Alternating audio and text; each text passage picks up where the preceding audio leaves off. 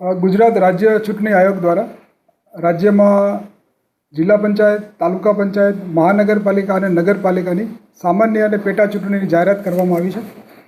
એ અનુસંધાને નવરચિત વાવ-થરાદ જિલ્લામાં પણ જિલ્લા પંચાયતની 30 બેઠકો, જિલ્લાના 8 તાલુકાની કુલ 150 બેઠકો અને ભાભર અને થરાદ નગરપાલિકાની 7 અને 6 કુલ 13 વોર્ડની 52 બેઠકો ઉપર આગામી સમયમાં ચૂંટણી પ્રક્રિયા હાથ ધરવામાં આવી રહેલ છે.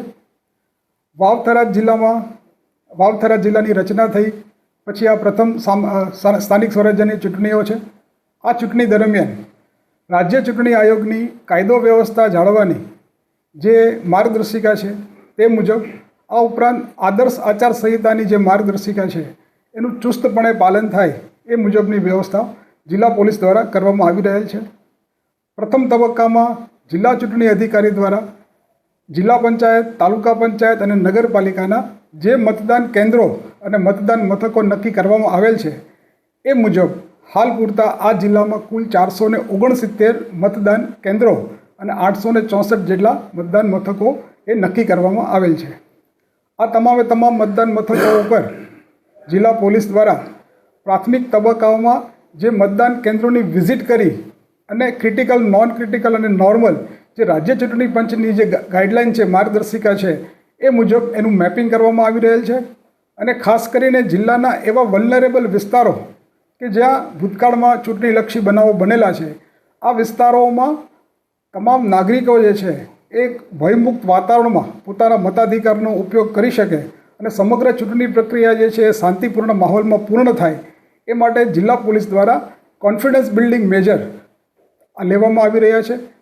CBM કોન્ફિડન્સ બિલ્ડિંગ મેજરના ભાગરૂપે આ વિસ્તારોમાં ફ્લેગ માર્ચ, રૂટ પેટ્રોલિંગ અને શાંતિ સમિતિની મિટિંગ સહિતના અનેક કાર્યક્રમો પોલીસ વિભાગ દ્વારા કરવામાં આવી રહેલ છે.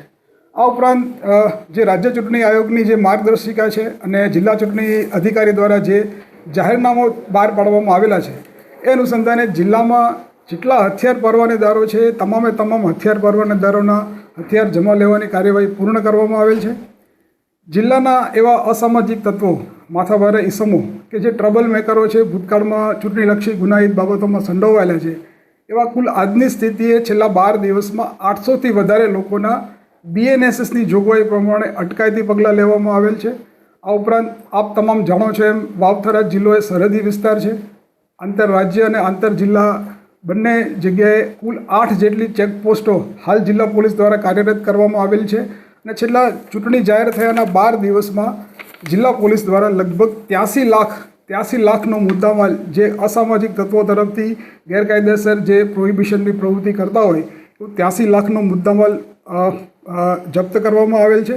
અને કુલ 5 જેટલા ઇસમોને માત્ર આ 12 દિવસના ગાળામાં પાસા હેઠળ અટકાયત કરવામાં આવેલ છે અને 2 ઇસમોને તડીપારના કેસોમાં એને કાર્યવાહી કરવામાં આવેલ છે.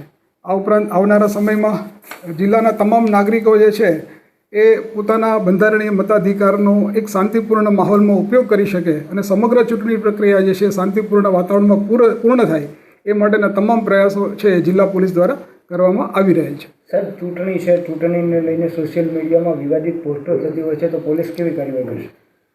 ખાસ કરીને અત્યારના સમયમાં જે પેરેલલ વર્ચ્યુઅલ વર્લ્ડમાં જે સોશિયલ મીડિયા પર ગતિવિધિઓ ચાલતી હોય છે એ દિશામાં એક ખાસ ટેકનિકલ સેલ, ચૂંટણીલક્ષી ટેકનિકલ સેલ અમે લોકોએ સોશિયલ મીડિયા મોનિટરિંગ માટે કાર્યરત કરેલું છે. આ જે સોશિયલ મીડિયા સેલ જે છે એ અમારી વડી કચેરી સાથે સતત સંકલનમાં રહી રાજ્ય કક્ષાએ અથવા જિલ્લા કક્ષાએ કોઈ પણ આવી કોઈ પોસ્ટ કરવામાં આવે તો એ પોસ્ટનું એનાલિસિસ કરી અને એનું યોગ્ય કાર્યવાહી થાય એ માટે અમે અલાયદી વ્યવસ્થાઓ કરી છે. ઓકે.